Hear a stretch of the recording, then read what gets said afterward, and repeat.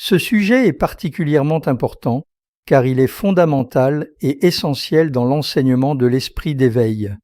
Il définit la notion de causalité, l'interconnexion ou les facteurs interdépendants entre les différents éléments existentiels. La nature de nos expériences revêt un double aspect d'interdépendance. L'un est altéré car il émane d'un état émotionnel et confus qui engendre le processus des souffrances au travers des renaissances humaines. D'autre part, il existe un aspect de notre conscience qui est pur, totalement libéré de toutes les agitations, de toute dualité, de toute ignorance, dans lequel les différents aspects de nos créations s'unissent pour produire l'expérience de l'éveil ou la libération. Il est une expression qui désigne ces deux aspects comme l'un étant la petite vie, qui définit la manifestation de notre conscience ordinaire, et l'autre la grande vie, qui représente la nature de notre conscience profonde, pure et éternelle. Ainsi, que nous parlions de la manifestation confuse et impure de notre conscience ordinaire, ou de ce processus de pure conscience, nous trouvons là le concept de causalité. Il existe dans les deux cas un facteur causal, une relation entre les différents éléments. Cela traduit l'idée qu'initialement quelque chose apparaît parce qu'une autre chose existait avant elle, et deuxièmement, d'une chose qui établit la base sur laquelle un autre phénomène peut se développer. Que ce soit dans le cas du processus impur ou pur, il y a des éléments présents depuis toujours qui donnent naissance à d'autres facteurs. Prenons l'exemple de l'aspect fondamental de l'ignorance et de l'émotivité, qui représente la source d'où vont se développer d'autres manifestations, qui édifient à leur tour une base pour d'autres facteurs. Si l'on considère l'aspect pur autant que l'aspect impur, des éléments inhérents à chacun d'eux fournissent une base pour des développements. Dans l'examen de ce concept d'interconnexion, le facteur causal, le tout premier maillon de la chaîne qui donne naissance à l'expérience humaine, est l'ignorance fondamentale. Alors l'enchaînement des causes et des effets se traduit ainsi. De l'ignorance dépend le karma. Du karma dépend la conscience. De la conscience dépendent le nom et la forme. Du nom et de la forme dépendent les organes des sens. Des 6 organes des sens dépendent le contact. Du contact dépend la sensation. De la sensation dépend le désir. Du désir dépend l'attachement. De l'attachement dépend l'existence. De l'existence dépend la naissance. De la naissance dépend la souffrance, la maladie, la vieillesse et la mort. Ainsi les agrégats de la souffrance découlent l'un de l'autre. Ce qu'il faut comprendre par ce mot « ignorance », cette absence de connaissance, c'est le fait que la véritable nature de la réalité, la nature de l'esprit et celle de l'expérience ne soient pas comprises.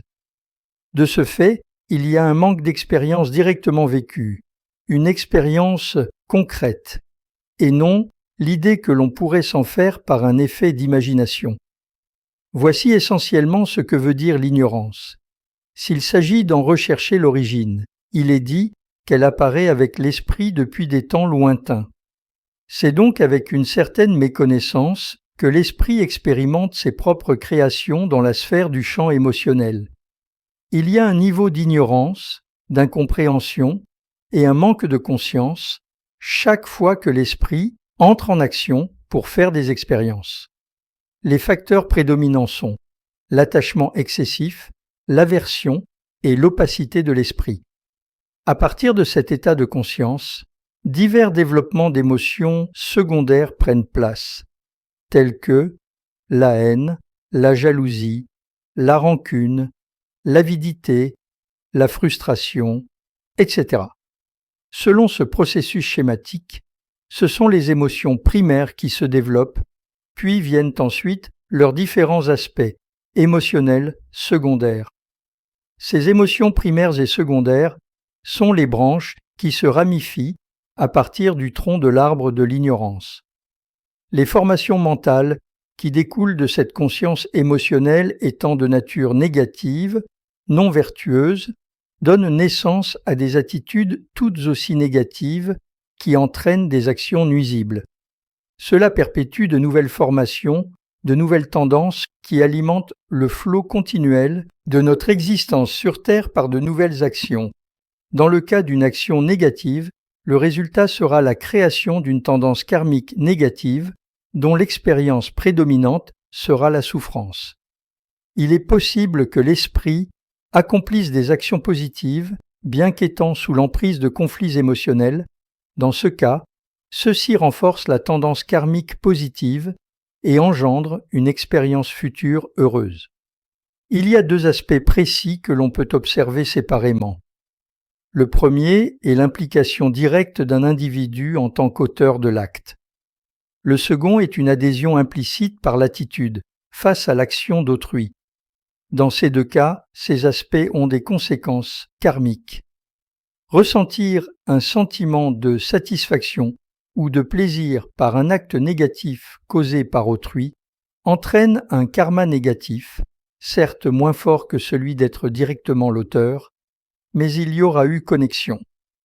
À l'inverse, être impliqué par son attitude et sa réaction émotionnelle dans un acte positif entraîne un karma positif. Cet état d'inconscience fondamentale renferme les diverses tendances qui définiront les caractéristiques distinctives de l'esprit sur le point de renaître en tant qu'être humain et révèle ses potentialités de réalisation dans cette nouvelle existence terrestre. Il existe donc une structure matérielle selon laquelle l'esprit fait des expériences puisqu'il y a une incarnation physique de la conscience. Cet édifice est une combinaison d'énergie physique et mentale en perpétuelle fluctuation composée des 5 agrégats fondamentaux que sont l'air, la terre, le feu, l'eau et l'éther et leurs dérivés qui se composent de 6 champs de conscience sensorielle. Les consciences auditives, tactiles, gustatives, olfactives, visuelles et mentales. Cette dernière est purement abstraite et ne réfère à aucun concept extérieur. Il y a donc 5 sens physiques et périphériques, et un 6e qui est la conscience interne qui caractérise l'ego. L'obtention d'un état de renaissance fait que nous éprouvons le besoin et le désir de nous attacher et de saisir les choses par les sensations et de les accepter pour ce qu'elles sont et agir en fonction d'elles. Basée sur ce processus, une forme d'intelligence discursive apparaît. On emploie le terme karma pour exprimer un état d'esprit qui se manifeste en tant que résultat direct du processus karmique. On considère que cette conscience de base résulte des formations karmiques successives. La conscience est donc une base, où les impressions sont stockées, non pas au sens physique, mais abstrait. Elles deviennent des tendances latentes qui se manifestent dans le futur en tant qu'expérience consciente quand les circonstances le permettront. La création mentale en tant qu'action découle de ce niveau de conscience. Ainsi, une action peut se manifester consciemment et redevenir une tendance inconsciente qui pourra se répéter ad aeternum. La conscience est l'état fondamental où sont mises en réserve les tendances karmiques positives, négatives ou neutres, qui vont se manifester plus tard par des actions volitives et susciter un certain état d'existence future. C'est au moyen du corps, de la parole et de la conscience interne que l'être humain agit. Le cycle des vies et des morts se déroule continuellement de cette manière.